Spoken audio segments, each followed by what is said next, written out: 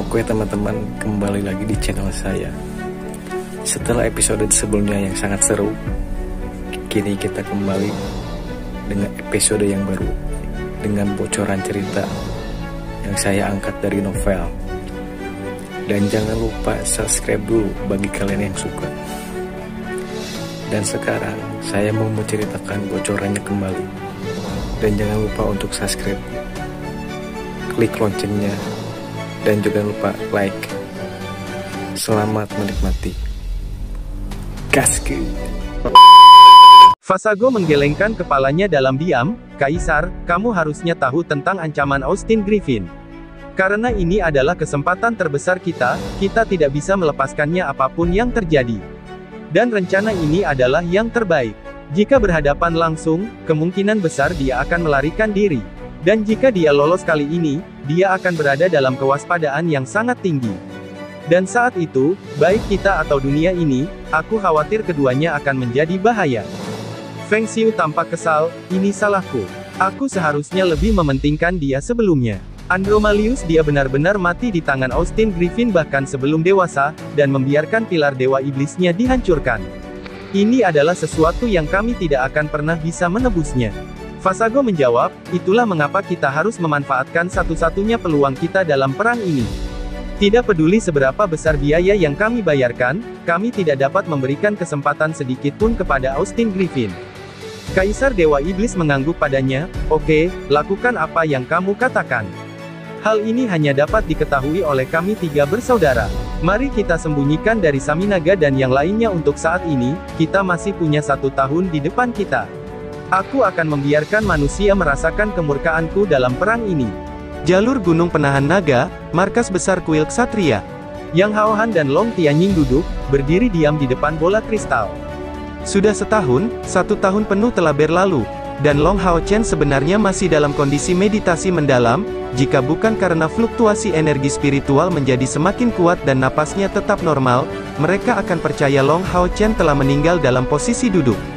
Sesi ini berlangsung selama 1 tahun, selama tahun ini, bahkan Han Yu berhasil menembus langkah ke-7, dan masuk kembali ke Gua Ilusi untuk mempelajari kemampuan langkah ke-7. Tapi Long Hao Chen masih memiliki tampilan yang sama seperti ketika dia masuk, bahkan belum bangun sekalipun dari awal hingga akhir. Saudara Long, haruskah kita memeriksanya? Yang Hao Han menyarankan dengan sedikit khawatir. Long Tianying menggelengkan kepalanya, tidak, karena auranya tidak melemah sama sekali, kita tidak bisa mengganggunya. Saya yakin anak ini bertindak sesuai norma, tidak bisakah kamu merasakannya, dari fluktuasi energi spiritual yang mengelilinginya, sudah mencapai titik jenuh, sekarang yang dia butuhkan hanyalah sebuah terobosan. Yang Hao Han menjawab, saya bahkan tidak menyadarinya, saya terlalu mengkhawatirkannya. Sungguh jenius, dia sekarang mencoba menerobos hambatan langkah ke-8, aku benar-benar tidak menyangka dia akan menggunakan metode seperti itu untuk memberi kita kejutan menyenangkan seperti itu, dan awalnya aku yakin Qiu Tua melebih-lebihkannya, sekarang tampaknya dia mungkin meremehkannya, jika dia benar-benar berhasil, dia akan menjadi ksatria suci pertama di bawah 20 tahun yang lahir di aliansi kuil kita. Long Tianying, sikap anak ini bahkan lebih sempurna dari ekspektasi saya yakin dia pasti akan berhasil. Namun, hambatan antara langkah ke-7 dan langkah ke-8 tidaklah mudah untuk ditembus, hal ini tidak hanya membutuhkan banyak usaha, tetapi juga ledakan pemahaman, biarkan dia terus mencoba, jika dalam 3 bulan dia tidak mencapai terobosan apapun, saya akan segera memanggilnya, jika tidak, jika dia terburu nafsu, ini dapat mempengaruhi kultivasinya di masa depan. Iya, Yang Hao Han mengangguk, tepat pada saat ini, di dalam bola kristal, tubuh yang tidak bergerak selama 1 tahun bergetar sejenak.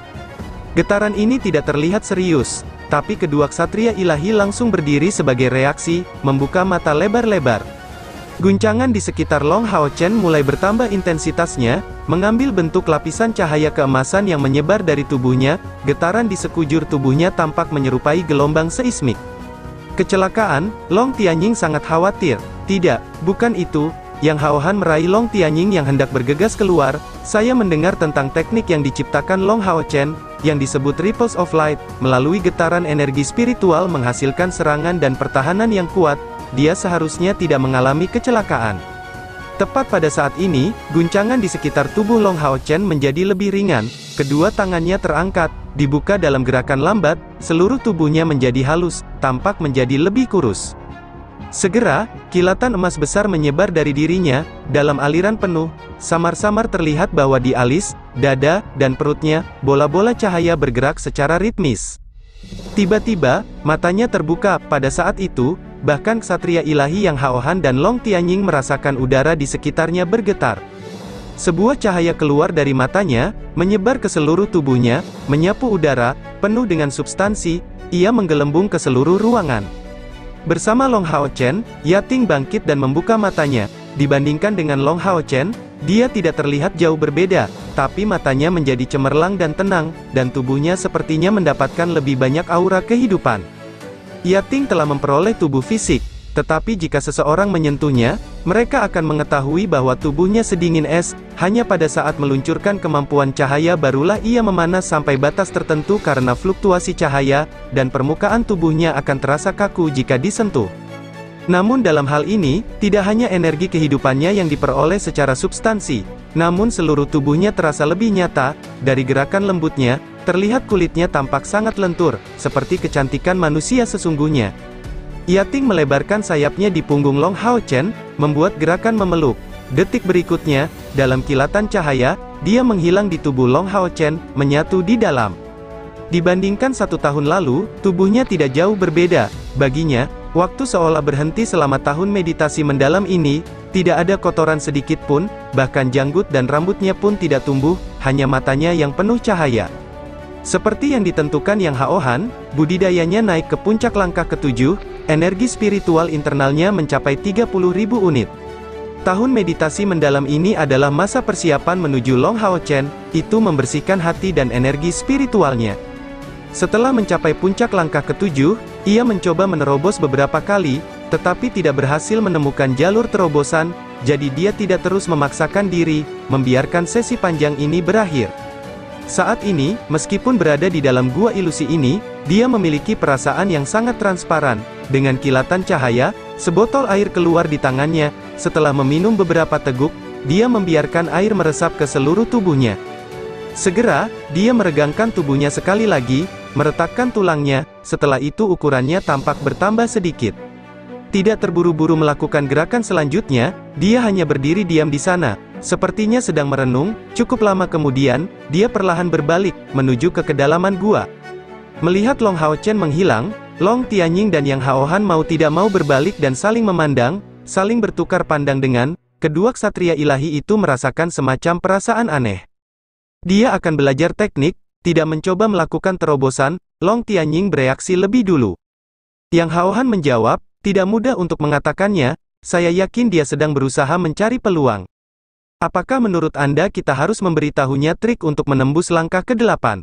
Long Tianying menjawab, seharusnya kita memberitahunya, tapi melihat seberapa cepat dia mencapai puncak langkah ke-7, saya tidak benar-benar ingin. Jika dia bisa mencapai langkah ke-8 dari puncak langkah ke-7 melalui pemahamannya sendiri, terobosannya di masa depan ke langkah ke-9 akan memiliki keuntungan besar. Bagaimanapun, kedua hambatan ini merupakan rute yang berbeda menuju tujuan yang sama. Kami harus percaya padanya, dan biarkan dia perlahan-lahan tenang. Yang Haohan mengangguk, saya juga berpikir itu yang terbaik. Sudah berapa lama saya berkultivasi? Saat keluar dari gua ilusi, Long Hao Chen bergumam tidak pasti pada dirinya sendiri. Dia merasa bahwa dia telah menghabiskan waktu yang sangat lama untuk berkultivasi, ingin menghentikannya beberapa kali tetapi merasakan pertumbuhan energi spiritual internalnya yang sangat besar, dia memilih untuk menanggung kesepian. 3 rongga spiritual di tubuhnya penuh, dan seluruh tubuhnya penuh energi. Bagaimana dia bisa menembus langkah ke-8? Sambil berjalan di gua ilusi, Long Hao Chen merenungkan pertanyaan yang sangat penting ini.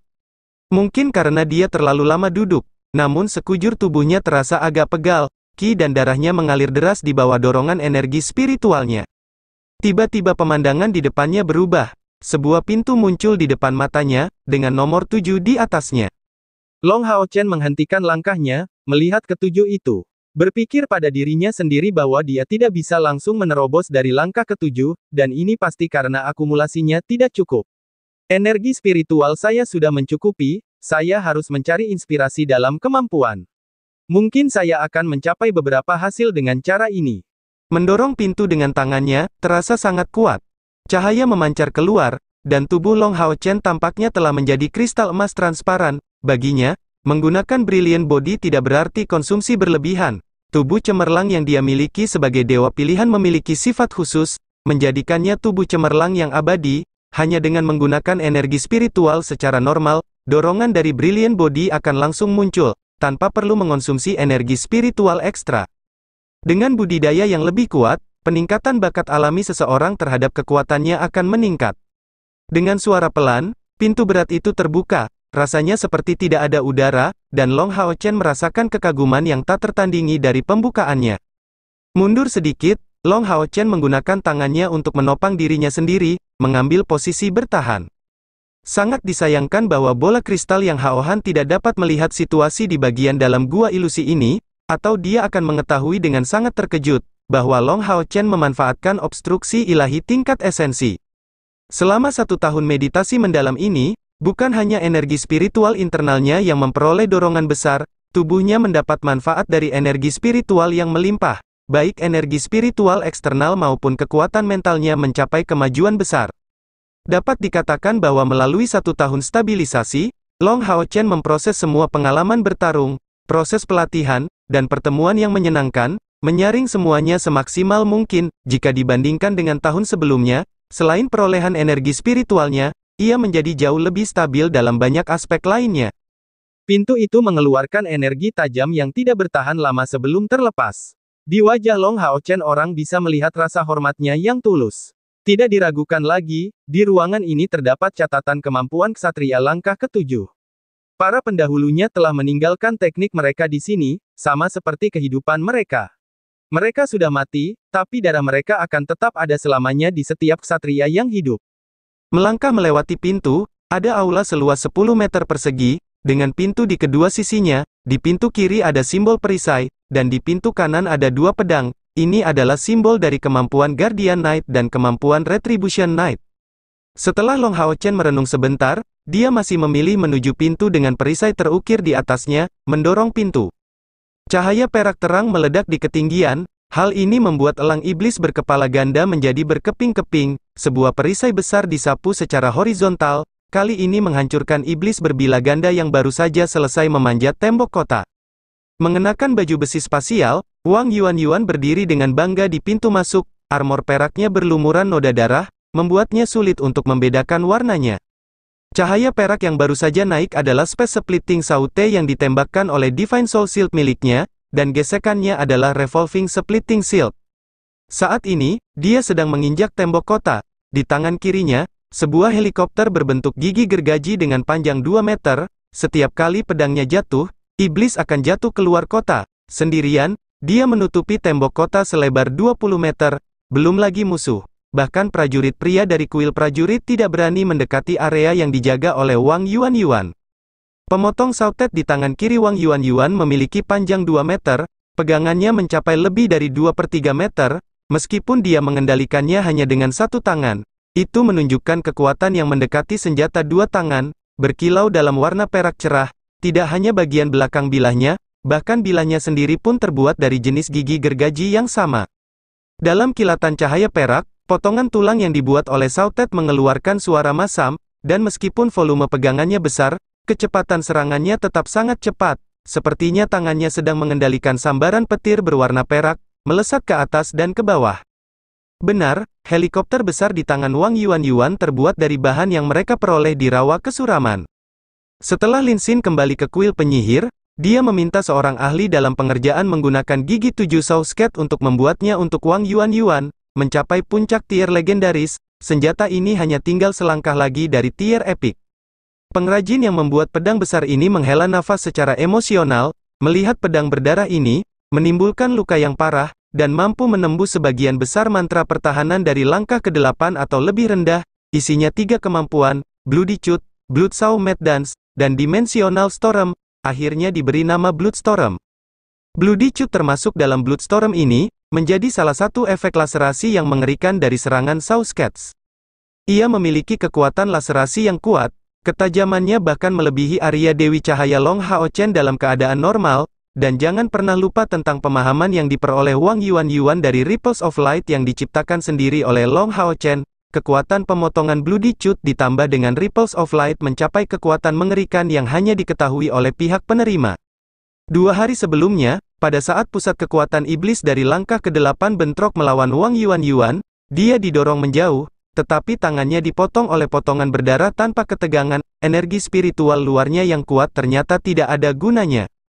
Bloodsaw Mad Dance dan Dimensional Storm adalah 2 kemampuan yang membutuhkan energi spiritual untuk digunakan, menghabiskan cukup banyak energi, namun kekuatannya sepadan. Itu adalah serangan yang sangat menakutkan. Bloodsaw Mad Dance langsung melahirkan 7 Bloodstorm, masing-masing membawa kekuatan yang sama. Bagaimanapun, pedang menakutkan ini terbuat dari tanduk 7 Sawscat. Dimensional Storm merupakan kemampuan terhebat dari senjata ini. Sekali penggunaan akan menghabiskan 2000 unit energi spiritual, menghasilkan potongan dimensional berskala kecil di tengah-tengah semua gigi gergaji, dan membiarkan kekuatan Bloody Tooth mencapai puncaknya. Setidaknya hingga saat ini, Wang Yuan belum menemukan lawan yang mampu memblokir kombinasi senjata dan kemampuannya tersebut, bahkan langkah ke-8 yang menuangkan seluruh energi spiritual mereka ke dalam senjata mereka juga sama. Selain ketiga kemampuan ini, karena terbuat dari Sawscats, yang merupakan elemen ganda angin dan luar angkasa, kecepatan serangan Bloodstorm secara alami sangat tinggi. Kekuatan ofensifnya melebihi Divine Soul Shield dengan 4 kristal spasial. Oleh karena itu, Wang Yuan mulai menggunakan Divine Soul Shield sebagai perisai nyata. Kekuatan membunuhnya sebagian besar didasarkan pada Bloodstorm. Setahun yang lalu dia kembali ke Benteng Tenggara. Mulai hari kepulangannya, Wang Yuan berinisiatif meminta untuk berperang di pinggir kota. Pada awalnya, kegunaannya tidak terlalu berbeda dalam perang besar. Tapi setelah dia mendapatkan badai darah yang dikirim oleh Lin Xin, dia secara bertahap mulai muncul sebagai salah satu elemen penting dari Benteng Tenggara. Tubuhnya yang ramping, sikapnya yang dingin dan anggun, perisai raksasa yang mengerikan, dan pemotong gigi gergaji, setiap hari, iblis yang terbunuh di tangannya mencapai jumlah yang luar biasa. Inilah sebabnya dia mendapat julukan Putri Pembunuh. Kontribusi militernya menjadikannya Komandan Resimen Aliansi. Pangkat perwira militer Aliansi Kuil dapat, dari pangkat rendah hingga tinggi. Setelah mencapai pangkat Komandan Resimen hanya berdasarkan kekuatan pembunuhannya, orang dapat membayangkan berapa banyak iblis yang dibunuh Wang Yuan sendirian. Tahun ini, dia menderita total 3 luka parah, dan kembali ke medan perang sebelum pulih sepenuhnya dari luka tersebut. Setiap saat, Benteng di Tenggara berkali-kali memintanya untuk mengambil perannya sebagai perwira militer, memimpin pasukan untuk berperang. Tetapi setiap kali, dia menolak tawaran mereka. Dia meminta untuk berdiri di depan para prajurit, akan membunuh musuh, bahkan sebagai prajurit berpangkat komandan resimen. Iblis berbilah ganda hijau tua dari langkah ke-5 melompat ke tembok kota, melolong ke arah Wang Yuan. Setelah melakukan putaran penuh, perisai jiwa ilahi kembali ke tangan Wang Yuan, melawan iblis berbilah ganda hijau tua. Yang dilakukan Wang Yuan hanyalah gerakan sederhana, sebuah tebasan.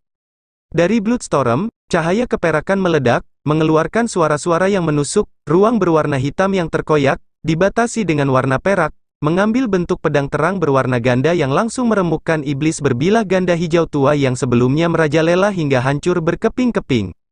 Timeless Strike, kemampuan yang digunakan oleh pejuang spasial langkah ke-6, digunakan melalui Bloodstorm, kekuatannya dinaikkan 1 tingkat di atas. Tiba-tiba, gerakan riang Wang Yuan terhenti, tampak jauh. Sebuah titik hitam membesar di garis pandangnya. Hati-hati, Yuan, sambil berteriak, sesosok tubuh tinggi bergegas ke sisi Wang Yuan, berkilau dalam warna emas, perisai menara tebal muncul di tanah. Pada saat titik hitam yang datang dari jauh dan membesar dengan kecepatan mencengangkan mencapai tembok kota, volumenya mencapai volume yang mengerikan. Itu adalah beruang iblis yang sangat kuat. Ini adalah metode pengepungan yang dipikirkan oleh para iblis. Dengan menggunakan ketapel raksasa, pasukan tentara yang kuat dilemparkan langsung ke tembok kota. Jika pola serangan seperti ini digunakan setahun yang lalu, itu seperti melempar tikus ke kucing, sekedar mencari kematian. Mantra sederhana yang digunakan oleh seorang penyihir sudah cukup untuk menghentikannya. Namun seiring berjalannya perang, para penyihir dari kuil aliansi terus-menerus menjadi target prioritas perang. Di luar kuil penyihir, jumlah penyihir yang menjaga benteng kuil besar lainnya sudah sangat sedikit. Tubuh beruang iblis itu menyerang perisai menara itu dengan keras. Ksatria yang memegang perisai menara secara paksa ditolak oleh serangan itu, mengeluarkan darah dari mulut dan hidungnya. Kekuatan beruang iblis benar-benar mengerikan, dan yang dilempar adalah beruang iblis tingkat ke-7, dengan kekuatan pertahanannya yang besar. Jika berhasil berdiri di atas tembok kota, maka akan menyebabkan kerusakan besar pada benteng Tenggara. Orang yang memblokir serangan beruang iblis untuk Wang Yuan, bukankah itu Zhang Fangfang? Pada awal Perang Suci, semua pasukan pemburu iblis berperang, semuanya berpartisipasi di medan perang. Setelah setahun pertempuran sengit, pasukan pemburu iblis Zhang Fangfang tidak lagi tersisa. Dari 6 orang tersebut, hanya si pembunuh dan dia yang masih hidup, yang lainnya semuanya tewas di benteng Tenggara ini. Bisa dikatakan merupakan kebahagiaan yang tak terduga bagi Zhang Fangfang karena bisa bertemu kembali dengan Wang Yuan. Rekan-rekannya meninggal satu demi satu, dan dia menderita banyak luka serius. Berkat tungku spiritual kehidupan kedua yang dia peroleh di surga ilusi saat itu, dia berhasil menghidupkannya kembali satu demi satu.